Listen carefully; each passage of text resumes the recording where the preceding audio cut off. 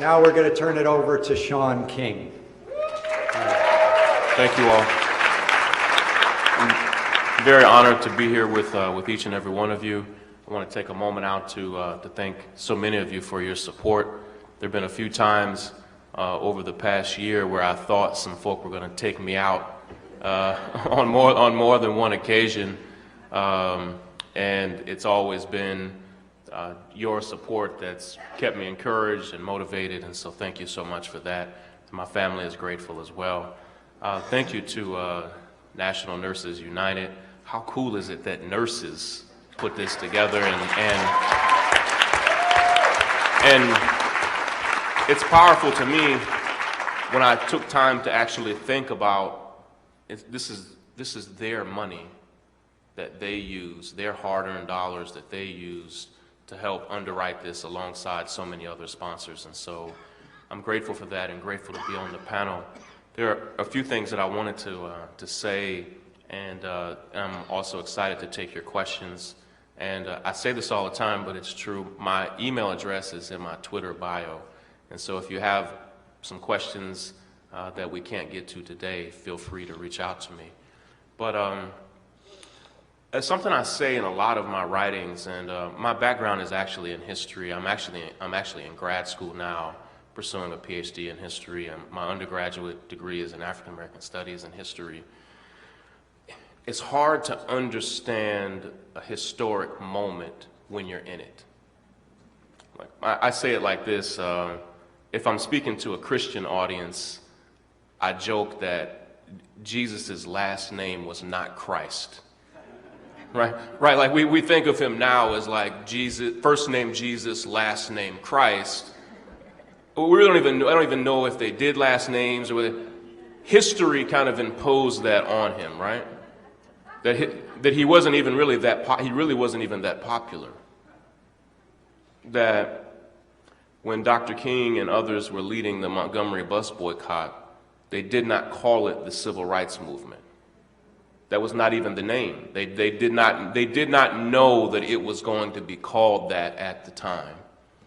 And as I thought about what we're doing here at the People's Summit, when it was a brilliant idea months ago, I don't even know when the first idea for this was conceived. It was a brilliant idea to plan it, but I want to tell you that it really is historic. And for any of you who have voted in presidential elections before, normally, particularly if your candidate loses, they fold up, pack their bags, and disappear, and you really, and whatever you built, the hundreds of millions of dollars that were spent, it's just gone. And I remember I volunteered for Al Gore's campaign in 2000, and it was so hard fought there in Florida at the very end, but when it was declared that he lost, he became a ghost. And I get it, it was hard, right? I mean, it probably literally knocked the life out of him losing the way that he lost. There was no People's Summit. There was no what's next. He just disappeared. John Kerry did the exact same thing in 2004.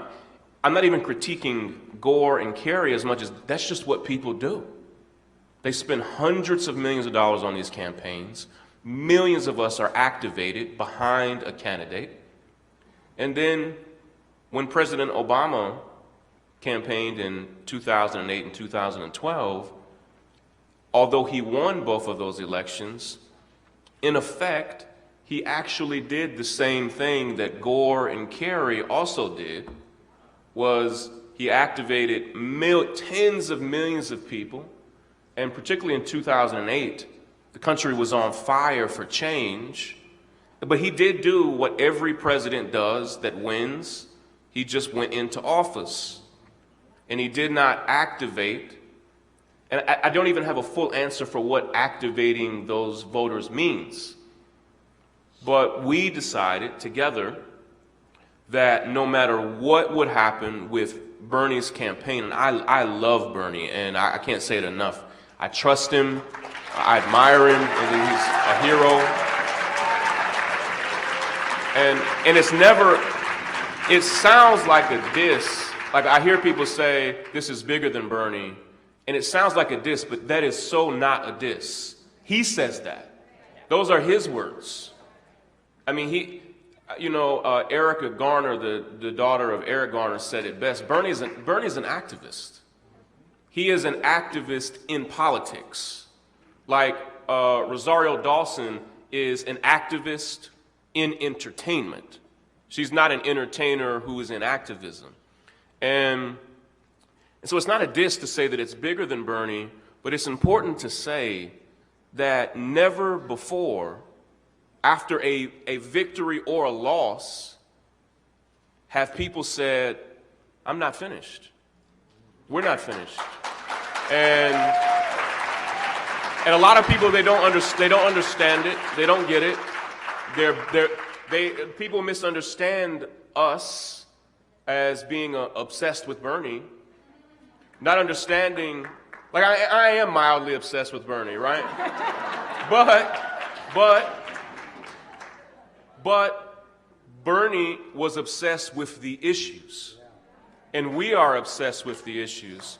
And part of the reason why this is so different, like it wasn't that difficult for Hillary supporters to port over to President Obama in 2008, because the issues were not that different. They made an upgrade, right? But I mean, it was an upgrade. At the time, President Obama was the most electrifying human being on planet Earth for a period of several months. It's all the planet could talk about. All of a sudden, deciding if you were Hillary's supporters to be a part of his campaign was not a hard sell. But the contrast between Bernie and Hillary are very significant. And so the people who formed the People's Summit knew that months ago, that there would be a period after all of the primaries but before the convention where we would need to get together. And I wanted to say all of that as a preface to what I want to say is that social media is media. Like, I'm so glad that we didn't call it like social hangout or social something else. It's called social media. And it drove this campaign. It allowed, Lee talked about adversarial journalism, and that's what I do as well. It allowed those of us who said, hold on, you're wrong. I'm going to tell you that you're wrong, and let me give you the evidence that you're wrong. It allowed us to say, I know this will never be on the nightly news, so I'm going to post it right here on my Facebook page. There were times where, and I want to thank the New York Daily News for hiring me, and for Jim Rich, my boss. He's the new editor-in-chief of the New York Daily News, and he recruited me, and we started New York Daily News together. His first day as editor-in-chief was one of my first days as senior justice writer, and so I feel like an independent journalist, but I write for the New York Daily News. They have no filter on what I say or what I write, and they edit for errors and stuff like that, but no one dictates to me what I say and what I don't say. But let me tell you why that is. I'm really only allowed to do that because I already built my own audience. Already had it. For the 9 months that I've been at New York Daily News, almost every month, I don't say this to brag, not at all, but I say it to make a point. My articles at the New York Daily News have consistently been the most viewed articles on the platform every week and every month. I say that to say that's because I built an audience before I got there. Jim was smart enough to know that, and my team was smart enough to know that. I say that to say you need to build your audience. And I'm convinced that if Bernie ran 4 years from now, or if the election happened to be a year from now, and we knew some of the things that we know now, I'm so convinced that we could crush it all over the country. Listen, I have 5 kids. My kids don't even know that nightly news exists. No, no. It's not because I'm like a great parent. I'm saying it, kids don't even know that at 6 and 6:30 and 7 that there are old people who tell you what's going on in the world. They don't even know. My kids have no idea. Like, I can't even tell you the last time I watched the nightly news. Like we said, I log into Facebook and I have customized my feed with voices that I trust, including campaigns and figures and others that I trust. And that's where I get my news. And I trust it. I watch videos on Facebook and Twitter. I go to YouTube and watch it. I'm subscribed to certain email lists. And my children, and this is dangerous, like my teenage daughters get their news from like Snapchat and Instagram. Like here we are being judgy that they get their news from Snapchat and Instagram when we get ours from Twitter and Facebook, right? Like how dare those kids get their news from Snapchat and Instagram? Literally, if it's not said there, they don't know it. And they trust that. I said that to say that we have an incredible amount of power. And the mainstream media did this campaign no favors whatsoever. I'll close on this. They may have even been talking about me, I don't know. But I am definitely one of those guys who shares things that I am pretty sure this is true. I just want to get it out there. Like, I have tried for days to confirm these hacked documents from the DNC. And Jordan from Young Turks is here. He and I both, Jordan and I both, someone did hack the DNC. Okay, they admitted that. And the DNC did admit that whoever hacked them stole opposition documents on Donald Trump. They admitted that. And it could actually be the Russian government. It could be that. Some really smart people think it is. I don't know. But in those documents, it said some really troubling stuff about the media.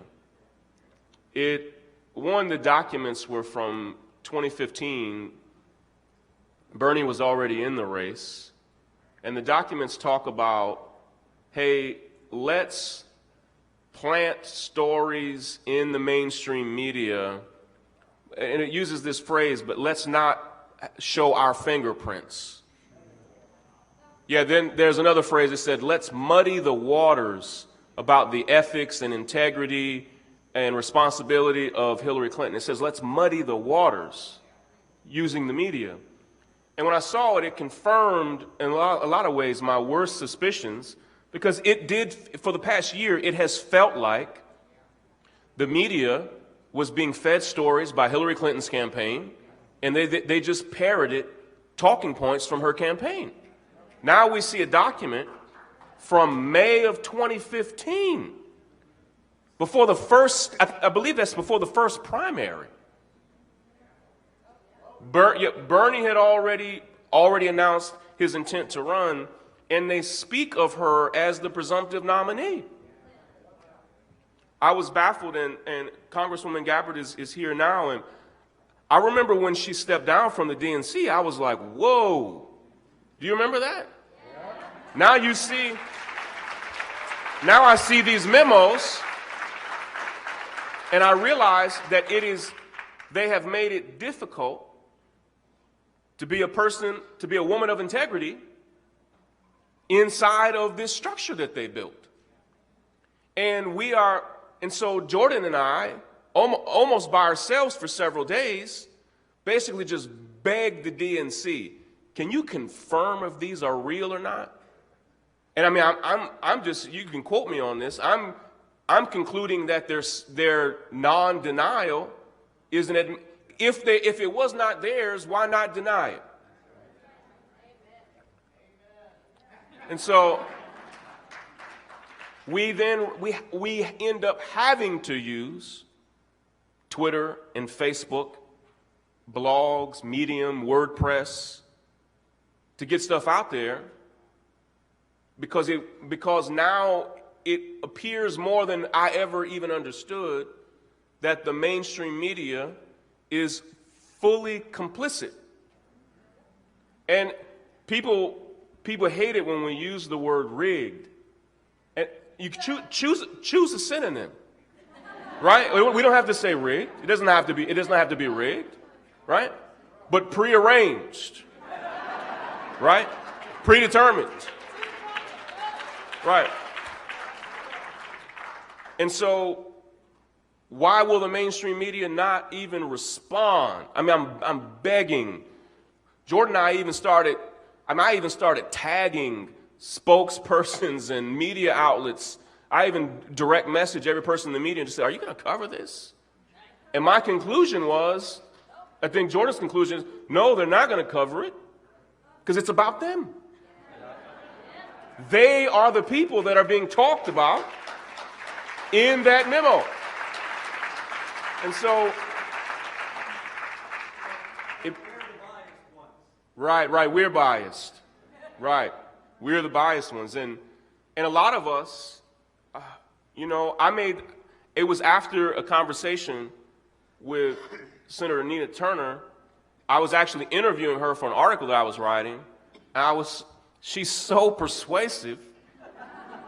I was gonna keep my support of, I was gonna do what I thought journalists were supposed to do and keep my support of Bernie on the low, right? But I talked to her and she was so persuasive that like 4 days later, I was like, I just can't keep a secret. I have to tell it. I have to tell it all.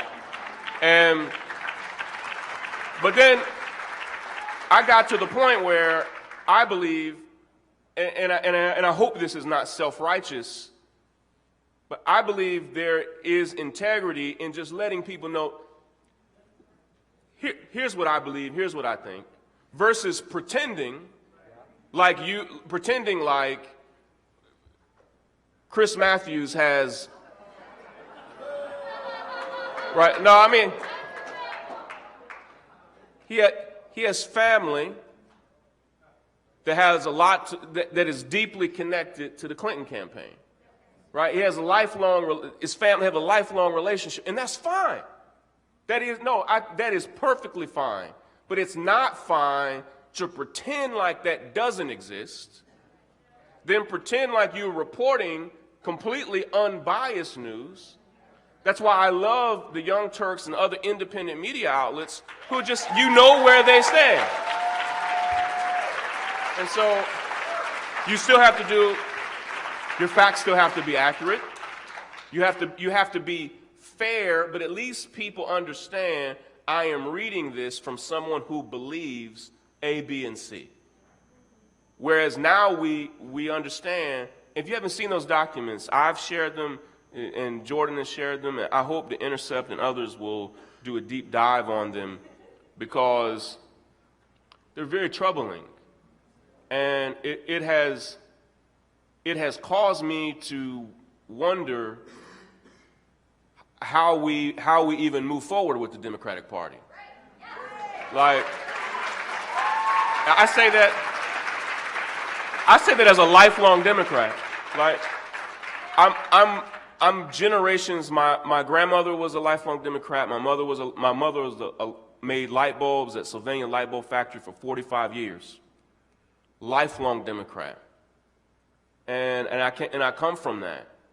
But it's gotten to the point where the evidence is overwhelming that the issues that we care about and the people that we care about are not valued by the party. And that Bernie was not given, the DNC is supposed to be a fair and unbalanced entity, and that just did not happen. And so I'll close there, but it was historically, some of the stuff that went down was historically unethical. And it's hard, again, it's hard to see it because right now it stings, right? Not over. It stings, we don't know. But, no, they won't. I'll close with this, but President Obama, I do not believe, would have made such a strong endorsement if there was, you know, I doubt there's an indictment. Like, and here's this, even if she was indicted, the Democratic Party, they're going to stick with her. No, they would just say this indictment is a sham, it's a phony, we're going to fight it. So don't hold out on an indictment being your saving grace, is what I'm trying to say. Right? Don't hold out on that being the solution. We're here to game plan for other solutions. Thank you.